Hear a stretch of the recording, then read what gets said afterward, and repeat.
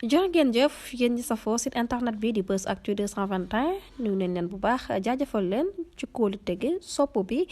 ak topp bi nga xamante ne rek yi nag ñu koy topp bu leen fàttee abonné di bës cloche de notification yi ngir mën a am yeneen i info jëfal nañu leen bu baax ci ànd bi ak topp bi nga xamante ne rek yi nag ñu koy topp ci site internet bi di Buzz Actu 221 li gën a fës ci bopp xabaar yi nag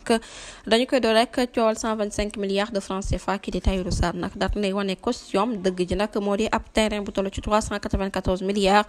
ci sunuy koppar nag moom Tahirou Sarr dafa ñu wàcc ci charge yi nga xamante ne rek moom lañ ko charge ginnaaw bu ñu ko placé sous mandat de dépôt nag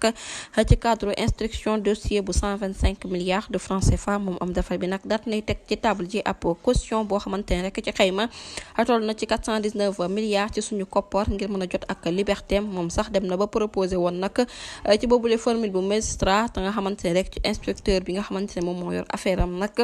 lu toll ci 408 milliards ci suñu koppar waaye nag dañ ko daal di woon gàntal rek laataa nu koy yóbbu nag détention préventive ba tey nag bu ñu sukkandikoo ci l'observateur mi joxe boobule xibaar nag nekk tey ci alxames ji yamoo fukki fan ak ñett ci weeru mars ci atum 2025 bi ki di Tahirou Sarr nag daat ne adressé waat ab demande jëmale ko nag ci agent judiciaire de l'État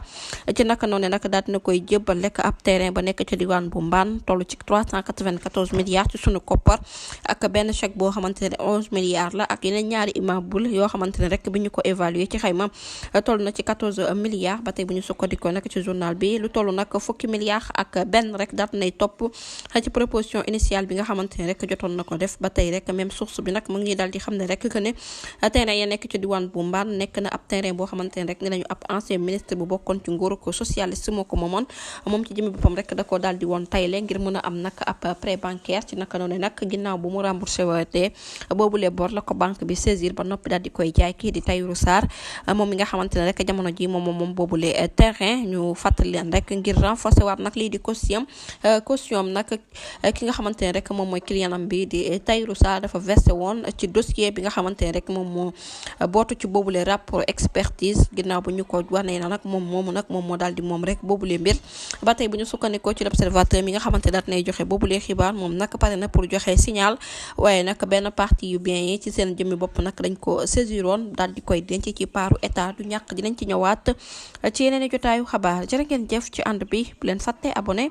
bés cloche de notification yi ngi dara bañ leen raw